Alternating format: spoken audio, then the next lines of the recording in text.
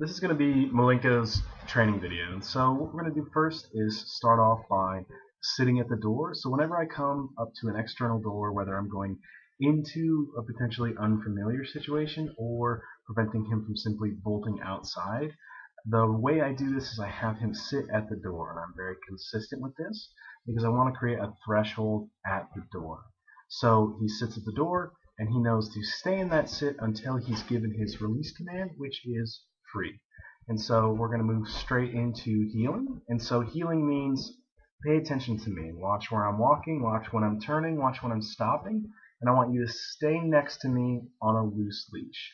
If he were to forge forward or go too far out or too far away from me, I would just mark that behavior with a no and then add a consequence to that behavior and help him back into the right position.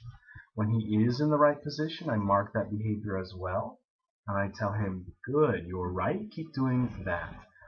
So what we'll do next, we'll go from healing into a downstay. And so with all behaviors, healing, downstay, sit, place boundary, stay, all behaviors are like a switch. I turn on this behavior, and I expect you to do this behavior until you're given your release command. So I ask you to down, and it doesn't matter that I'm walking away, it doesn't matter that there's other dogs around, it doesn't matter that there's other people around. Your job is to be in this downstay until you're given your release command.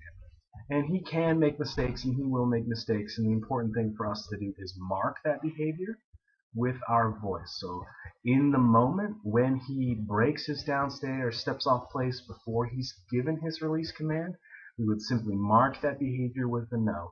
And so if he were to break, I would say no, and then I would follow through with a consequence. And a consequence would be a correction on the training collar. And it's just the exact same process for when he does it right. So when I come back to him, I say, good, you're right, I like this. I'm going to give you a reward for doing this. And so there's a consequence involved with breaking. There's a reward involved with succeeding. So I give him his release command there. Now you're free to do what you want. There are some rules involved. You can't jump on me. You can't pull on the leash. And other than that, you are free to do what you want. So good job, buddy. So what we work on when it comes to behaviors is three things. So we start off with the behavior, and once we have that, then we can add distance, duration, and distractions. So it's not, I have a dog that can do a sit stay in an empty room when I have food in my hand. It's I have a dog that will do what I ask of it the first time I ask, and I have the tools and I have the way to communicate with them when they do make mistakes and when they do succeed.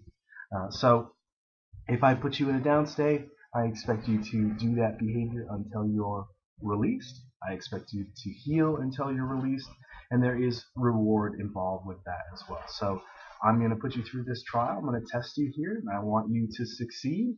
And when you do, I'll reward you, but I will communicate with you in a way that makes sense to you if you do make mistakes. So I have this puppy walk past. It's a good distraction for him.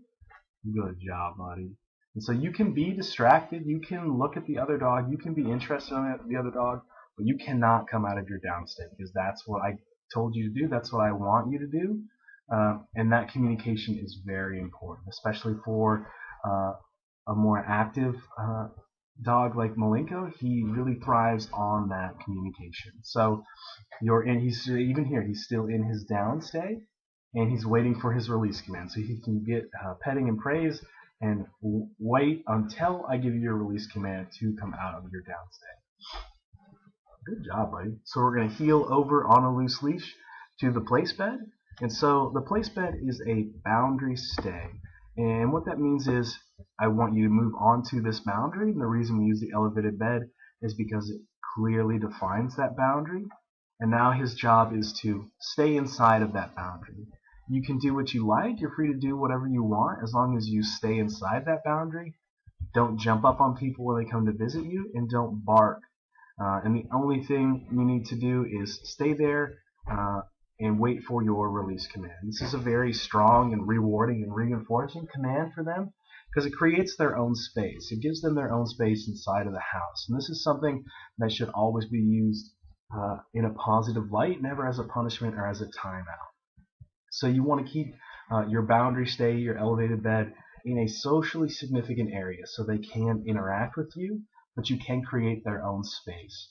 This is a very strong incompatible behavior. So if you have multiple dogs and you have the potential of dogs being aggressive over food or toys or bones, they can't do those things if they're getting their food and their toys and their bones on place, on a boundary stay.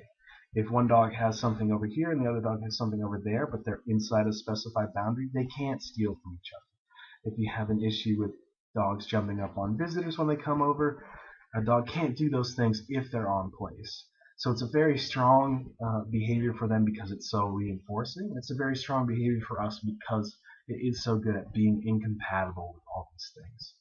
So that was Malenko's training video. If you have any questions, feel free to ask, and I hope you enjoy. Thank you.